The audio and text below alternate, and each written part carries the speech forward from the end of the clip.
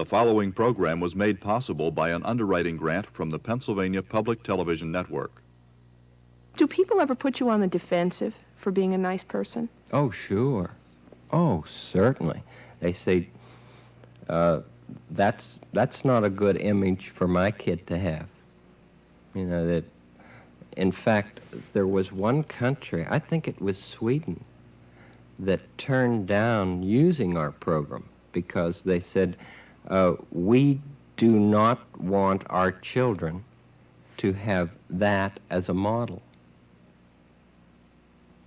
It's too peaceful. I couldn't understand that. Every weekday at 5 p.m., millions of American television sets are tuned to PBS for Mr. Rogers' Neighborhood, a half hour of gently paced material designed to teach and entertain young children.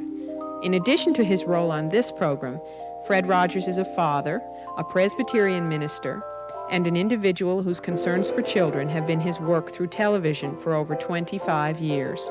I'm Shelley Brown. For the next half hour, I'll be your guide through the fascinating world of Fred Rogers. It's a beautiful day in this neighborhood, a beautiful day for a neighbor. Would you be mine? Could you be mine? It's a neighborly day in this beauty wood, a neighborly day for a beauty. Would you be mine? Could you be mine? I have always wanted to have a neighbor just like you. I've always wanted to live in a neighborhood with you. So let's make the most of this beautiful day. Since we're together, we might as well say, would you be mine? Could you be mine? Won't you be my neighbor? Won't you please? Won't you please? Please, won't you be my neighbor? A neighbor? What would you say is the aim, really, of family communications, or the motto that it lives by? Is there one? Well, it's embedded in its name, really. I believe that the family, as we have known it, is essential for healthy human growth and development. And as we try to encourage members of the family to be in communication with each other about all sorts of things, the happy times as well as the tough times, I think that this helps keep the family as close as possible.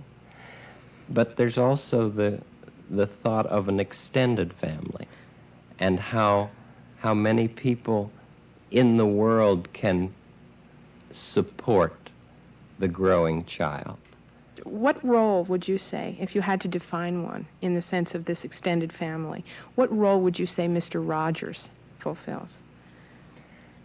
I hope, Shelley, that I am a support to whatever is healthy in the mothering or fathering of the real family. An electronic image cannot be a surrogate father. There have been a lot of people who said, oh my, you're just a surrogate father for my child. And I appreciate that people would use the neighborhood in the way that they do. But I have to emphasize that there is a glass between the person and the person who's on television. And while we make it very personal, and I think that that's important, I mean, I think that we need to talk about what I know are the concerns of young children.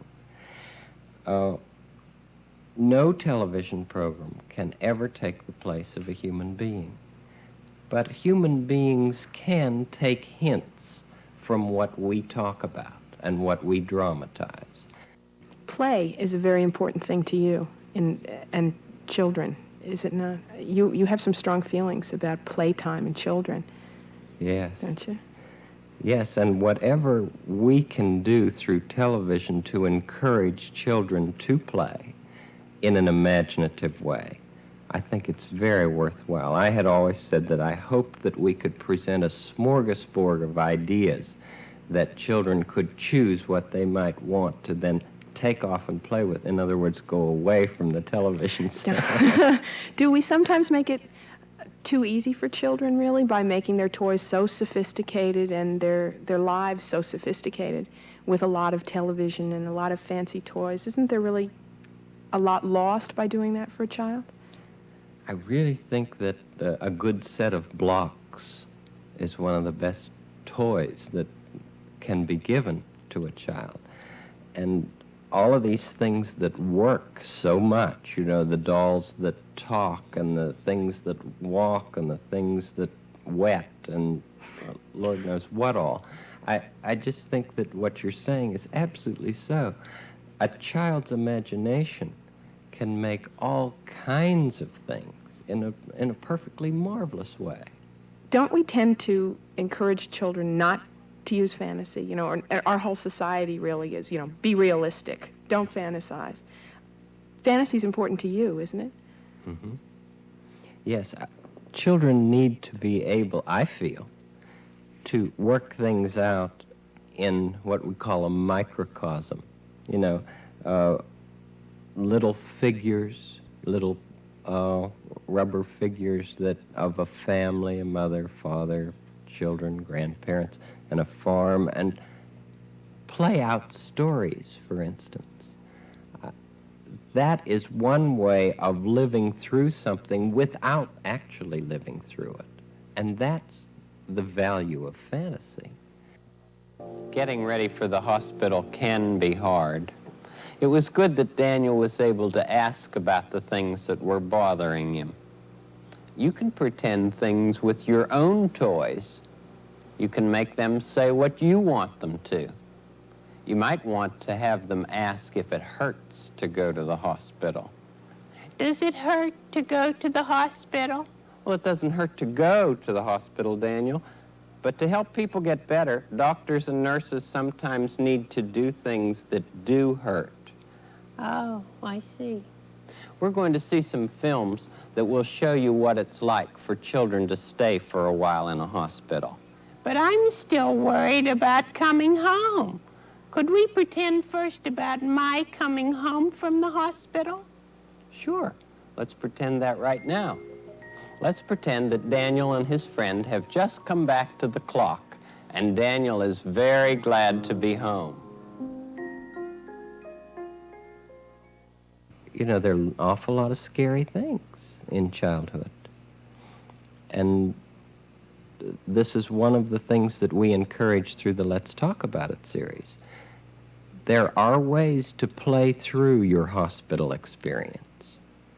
You know, a really healthy hospital experience can be a growing experience for a child. It can be devastating for others.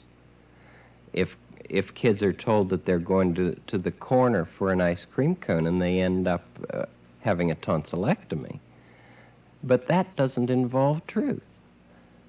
And one of the songs that I'm singing for the baccalaureate sermon is "The Truth Shall Make You Free." You know.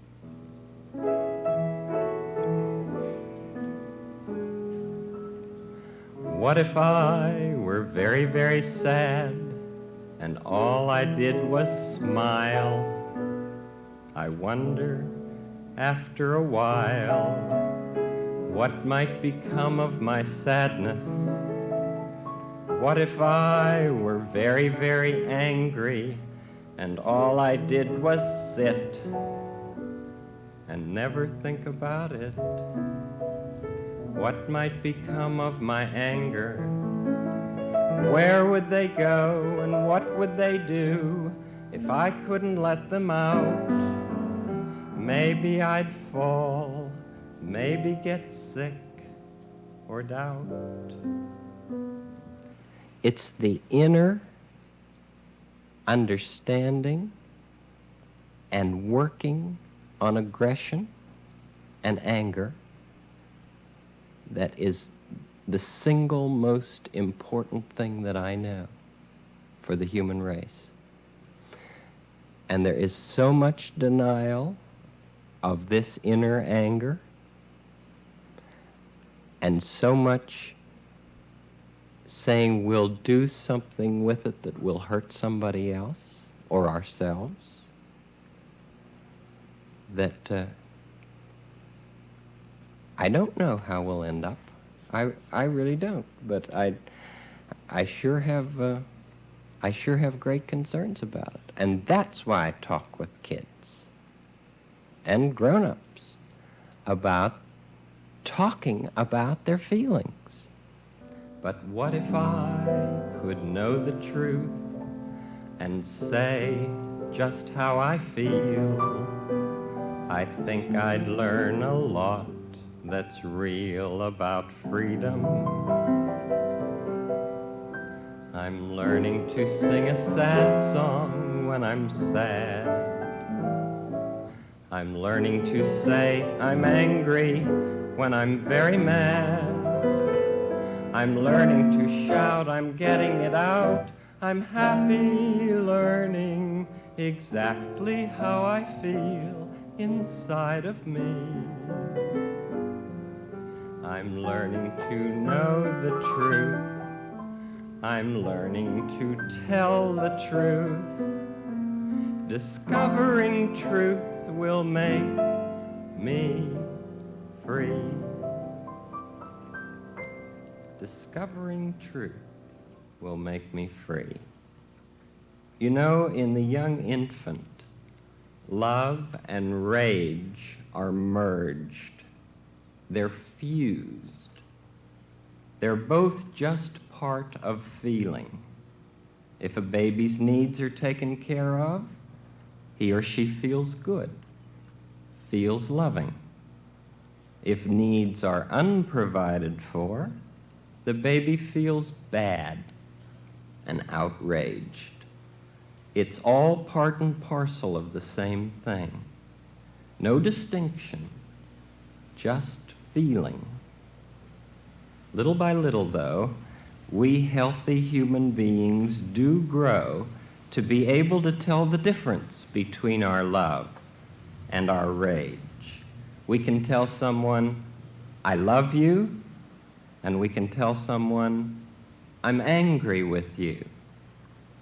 Even though those feelings aren't fused, nevertheless, all through life, it's most often the people we love the most who can make us feel the angriest. It's certainly true that the values we care about the deepest and the movements within society which support those values command our love. And when those things which we care about so deeply become endangered, we become enraged. And what a healthy thing that is. Without it, we would never stand up and speak out for what we believe. Is there anger in Mr. Rogers? I mean, do you ever just have a day where, you know, you just are just mad? Oh, sure. And anger often comes out in tears. I wonder if many people recognize that. You know, there are some times that I am so angry I weep.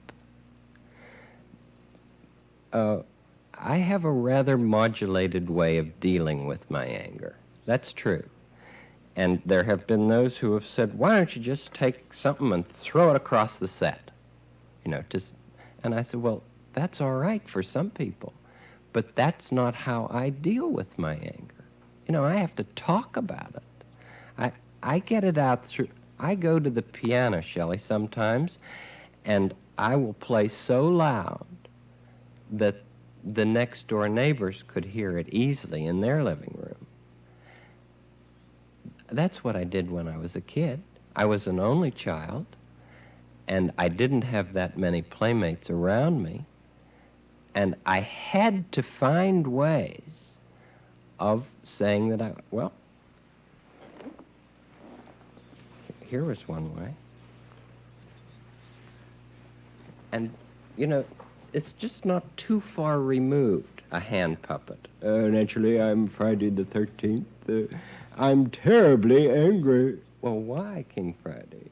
Well, it just seems to me that you might have begun this program with me, rather than the two of you whippersnappers. Do you care to comment, lady? Oh, you're magnificent, of course, King Yes, Fred. thank you very much. Yes, and what about you? I'll speak to you later, King Fred. You'll speak to me now, Rogers. You see? That's one way of dealing with your anger. This is closer to my anger. Is she? She is closer to me. This is Lady Elaine Fairchild, siren of the neighborhood of make-believe. Okay, Toots, what do you want? Thanks, Johnny. There you go. That's Costa for me. You know he'd give me a little music. Now, if I ever got angry with a microphone, I would probably just grab it and throw it across the room. You see, that's what I said. There's some people who would do it. That's right, I would. Don't you all think I'm gorgeous? Yes, Lady Elaine. Well, I came here, just to be with you. Now, if there's anything you'd like to ask me, I'll give you the straight dope. How long have you known Fred Rogers? Well, let me see. It's been since 1950. Hey, that's too long, Freddie. You are not in favor of long relationships? Well, I'll tell you, they come and go. Oh, I see. You know how I mean. Da-da-da-da-da-da. Hey, what's that song I like to play on the accordion, Costa? Lady Elaine, I adore you. I mean, some people say Lady of Spain, but see you later, Shell.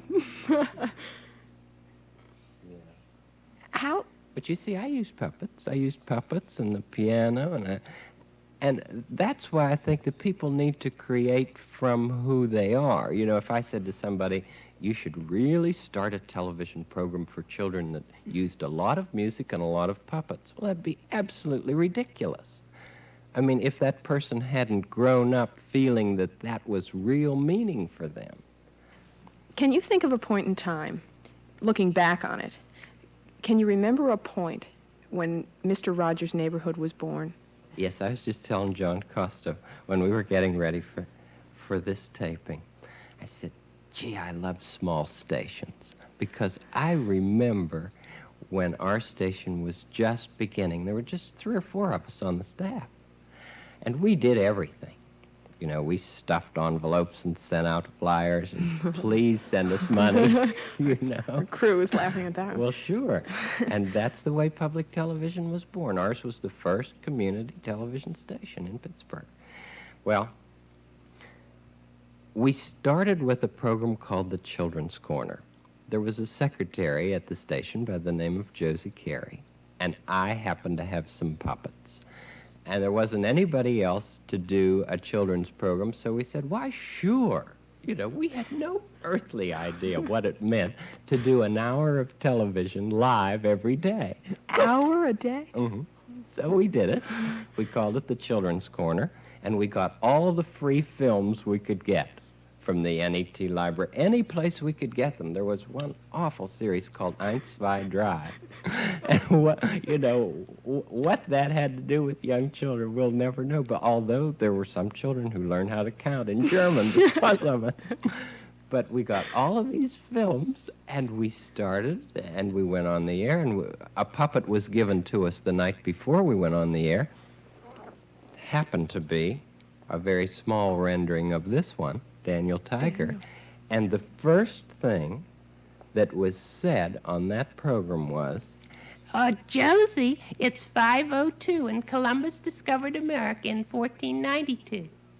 Oh, I've got lots of friends listening, and anyway, did you know that we had a television set back in here? Did you? I saw the opening of your program. Yes, it was pretty poor, wasn't it? Pretty poor. Yes. little by little, the films started to break. And we would have to film. So little by little, we would bring more and more puppets to the studio. I said, if that film breaks one more time, we're going to fill for the rest of the 10 minutes that it was supposed to be on. Well, we got volunteers. Do you know that program cost something like $30 a piece?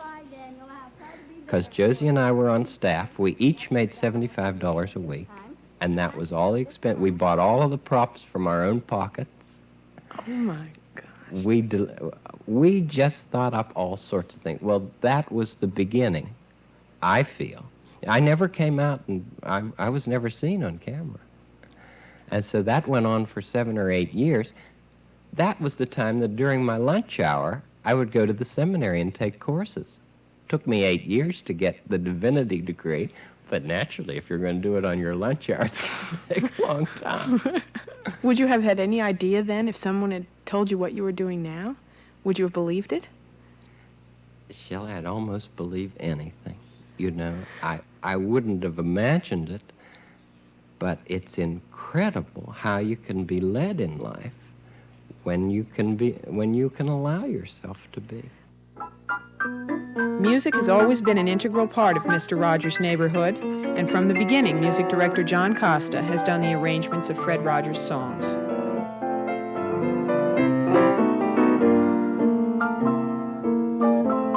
I have to ask you, why, when you are an accomplished jazz musician, you could probably have any job in the world that would bring you untold amounts of praise from adults. You are with Mr. Rogers' Neighborhood, with Fred Rogers, and you're known by children. I'm sure a lot of them don't know your name, but you're known by them and you stay. What is it about working with Mr. Rogers' Neighborhood and Fred that keeps you? Well, I think it's partly in that one word, the family. And I consider Fred my family, you know, and it was just a thing where it was like a marriage. I don't know, his soft voice and my soft touch at the keyboard. Is that And your grandchildren. and the grandchildren. I was going to ask about those grandchildren. I would say there's a great deal of pressure in that department, too. Well, I knew Fred's work was valuable, and at the time I wasn't absolutely sure that that's what I wanted to do most. But after working with him a while, it became apparent that's where it was, you know, for me anyway. It's a lovely enterprise, isn't Yeah, it, Mr. it Rogers' is. Neighborhood, and all of the things that you're doing, and all the things that you're doing, the old friends, new friends, for instance. Could you just give us a couple of bars of that theme? Because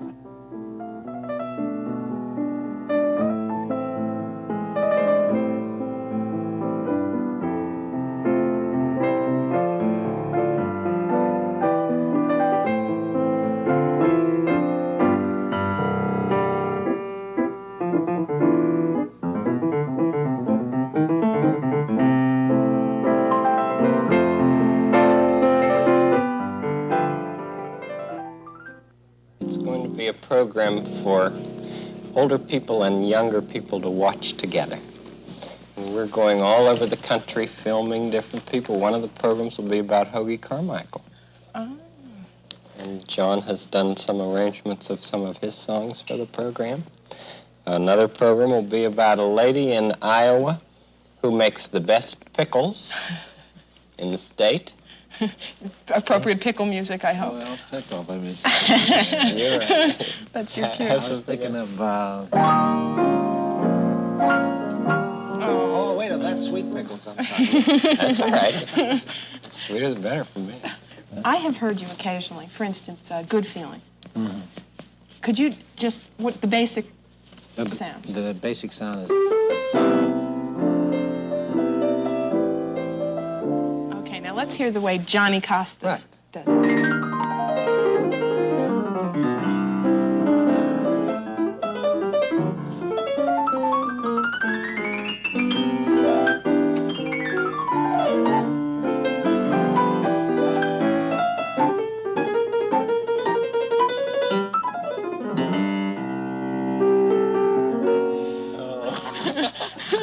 It must just delight you both to see what you can do with all your songs. I mean, the appeal that they have to everybody, it's fabulous. It's fun. Do you have a favorite, both of you, that you could do? It's You For I us? Like is one of my favorites.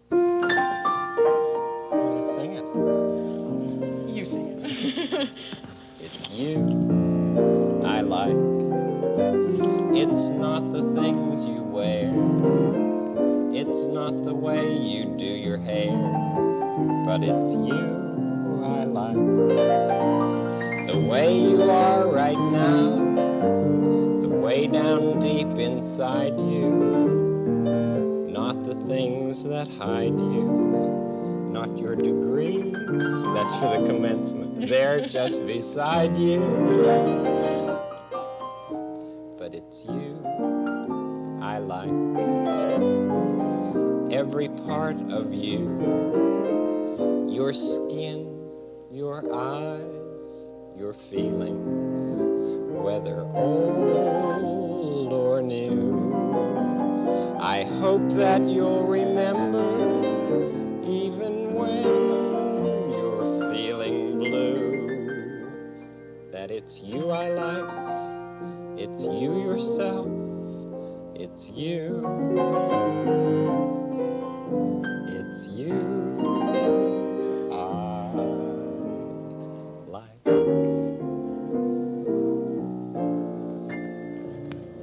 And it is. It's you we like. That's right. And thank you for the great piano, too. I'm not playing a part, so I couldn't. I'm not an actor. I just am giving one adult male to people on television. I mean, that's all I know how to do. And so when somebody says that they don't like that person, why, that's saying they don't like me. You know, if I were playing a character, that would be very different, because I could say, oh, well, they don't like that character. That was a part that was written for me. But so many I people am don't who I am. believe that you are Mr. Rogers of Mr. Rogers' Neighborhood. I think people are trained, really, to think that the minute that microphone is off, that you're, you know, well, that ought to hold the little kid, you know, Yeah. that old image. I think people are ready for it. You know, that's what they expect. And when they say, well, what's he really like? You know, are we in such trouble that we can't believe that someone is genuine? Do we have so much difficulty with that? I mean, what has caused this with us? Do you have any notions about it? You know, what has made us also cynical, especially about children's television? I just wonder if it's new. I think that it has to do with distance. You know, what it has to do with is who we are inside. You didn't think that I was going to be some monster when you met me at the airport, did you? No. Well, that's who you are inside.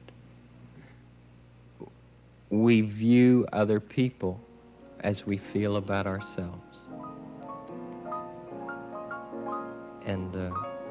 And that's why I think it's important to help kids feel good about themselves. Because as they grow through life, they're going to be seeing the world through the eyes of who they are. And even if the world is wonderful to them, they're still going to be translating that through their own feelings.